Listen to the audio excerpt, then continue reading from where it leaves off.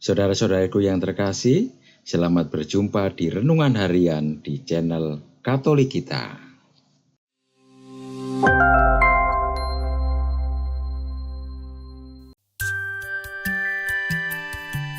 Hari ini, Jumat, 13 September 2024. Perayaan wajib Santo Yohanes Chrysostomus, Uskup dan Pujangga Gereja. Bacaan pertama. Bacaan diambil dari surat pertama Rasul Paulus kepada jemaat di Korintus, bab 9, ayat 16 sampai dengan 19, dilanjutkan ayat 22b sampai dengan 27. Saudara-saudara, memberitakan Injil bukanlah suatu alasan bagiku untuk memegahkan diri. Sebab bagiku itu suatu keharusan. Celakalah aku bila aku tidak memberitakan Injil. Andai kata aku melakukannya menurut kehendakku sendiri, memang aku berhak menerima upah. Tetapi karena aku melakukannya bukan menurut kehendakku sendiri, maka pemberitaan itu adalah tugas penyelenggaraan yang ditanggungkan kepadaku. Kalau demikian, apakah upahku? Upahku ialah bahwa aku boleh memberitakan Injil tanpa upah, dan bahwa aku tidak mempergunakan hakku sebagai pemberita Injil.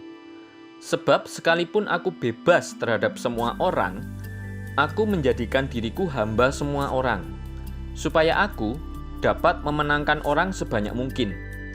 Bagi semua orang, aku menjadi segala-galanya, supaya sedapat mungkin memenangkan beberapa orang di antaramu. Segala-galanya itu kulakukan demi Injil, agar aku mendapat bagian di dalamnya.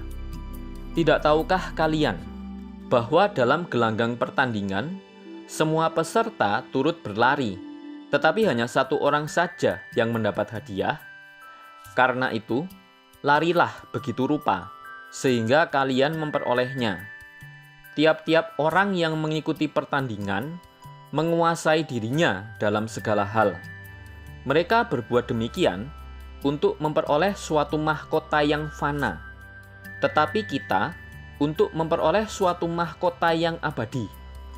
Sebab itu aku berlari bukan tanpa tujuan, dan aku bertinju bukan dengan memukul secara sembarangan. Sebaliknya, aku melatih dan menguasai tubuhku sepenuhnya. Jangan sampai aku sendiri ditolak sesudah memberitakan Injil kepada orang lain. Demikianlah sabda Tuhan. Syukur kepada Allah. Bacaan Injil.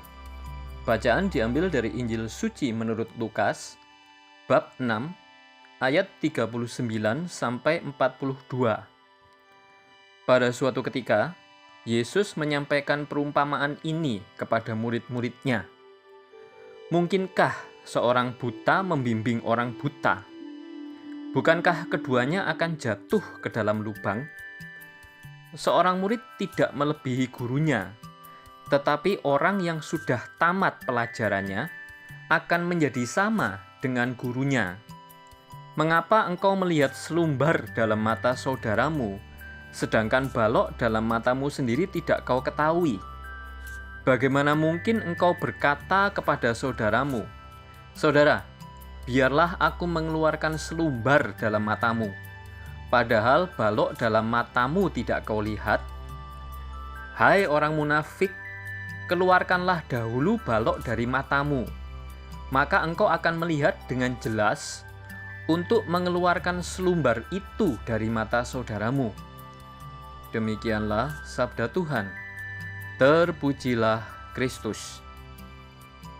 Dalam bacaan pertama, mewartakan Injil adalah panggilan bagi setiap orang beriman. Bagi Santo Paulus, itu adalah keharusan, sebuah panggilan dari Tuhan. Ia bahagia karena boleh melakukannya tanpa upah. Pewartaan Injil ini harus dipersiapkan dengan baik. Dalam bacaan Injil, lebih mudah menyimpan dendam dalam hati karena kesalahan orang lain daripada mengingat hal baik yang dilakukannya. Manusia cenderung hanya melihat yang kasat mata, tetapi Allah melihat isi hati. Setiap pribadi secitra dengan Allah.